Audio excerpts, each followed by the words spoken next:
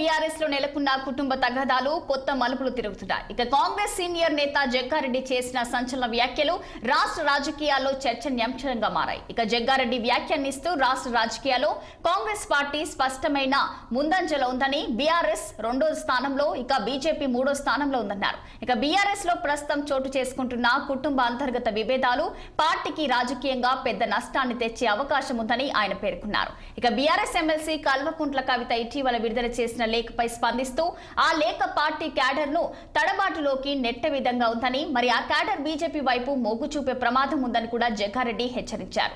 ఎవరు ఒప్పుకున్నా ఒప్పుకోకపోయినా కేసీఆర్ అంటే కేసీఆరే. ఇక ఆయన లేకుండా బీఆర్ఎస్ లేదు. ఇక కేటీఆర్, హరీష్ రావు, కవితల వల్ల పార్టీ నడవదు. కవిత స్వంతహాగా ఇక లీడర్ కాదు అని కూడా జగ్గారెడ్డి మండిపడ్డారు. ఇక కవిత తన లేఖలో ఆ చెట్టును నరికేస్తున్నారని, అదే చెట్టు నీడల్లోనే తాము జీవిస్తున్నామనే విషయం మర్చిపోతున్నారంటూ తీవ్ర వ్యాఖ్యలు చేశారు. ఇక కవిత లేఖ వల్ల బీజేపీకి బలం చేకూరే అవకాశం ఉందని, ఆమె ఇక బహిరంగంగా పార్టీలో విభేదాలు వెలుగులోకి తేవడం ద్వారా ప్రత్యర్థులే లాభపడతారని జగ్గారెడ్డి అభిప్రాయపడ్డారు. ఇక కవిత డిప్రెషన్ లో ఉండి తొందరపడి లేఖ విడుదల చేస్తారని, ఇలా బీజేపీని పెంచి పోషించే పరిస్థితి ఇక సృష్టించకూడదని కూడా జగ్గారెడ్డి స్పష్టం చేశారు.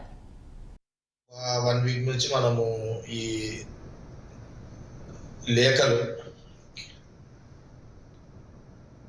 రాజకీయ లేఖలు, బీఆర్ఎస్ పార్టీకి సంబంధించి లేఖలు, కేసీఆర్ కుటుంబంలో లేఖల కలకలం, కుటుంబంలో కలకలం, దాని మీద వివరణలు,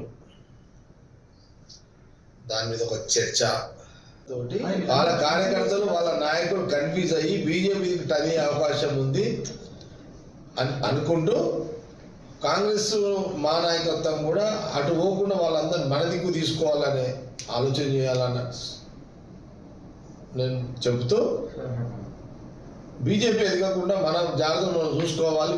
వీళ్ళ యొక్క లేఖలతోటి ఇది మనం ఈజీగా తీసుకోవద్దు అంటే నా ఆలోచన ఏంటంటే, వీళ్ళు కొట్లాడుతూ అందులో కార్యకర్తల నాయకులు బీజేపీ దిక్కు పోకుండా మన దిక్కు మలుచుకునే ప్రయత్నం మనం చేసుకోవాలి.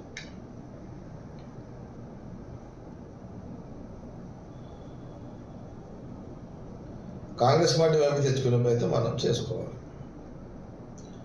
అని నా ఆలోచన. ఇది కూడా నేను సమయం సందర్భం వచ్చినప్పుడు సీఎం రేవంత్ రెడ్డి గారితో, పిసిసి ప్రెసిడెంట్ మహేష్ గారితో కూడా మాట్లాడతాం. నా ఆలోచనలు షేర్ చేస్తా. ఇప్పుడు మీడియా ద్వారా ఎట్లా వస్తుందనుకోని నేను మళ్ళీ ఇంకా మీడియాకి చెప్పని కొన్ని విషయాలు నేను ఇన్ఛార్జ్ నటరాజన్ గారితో కానీ, లేకపోతే సీఎం రేవంత్ రెడ్డి గారితో, అట్లనే మీ మహేష్ గౌడ్ పిసిసి ప్రెసిడెంట్ గారితో, వారితో కూడా నేను నాకున్న ఆలోచనలు వారి దృష్టికి తీసుకెళ్తాను.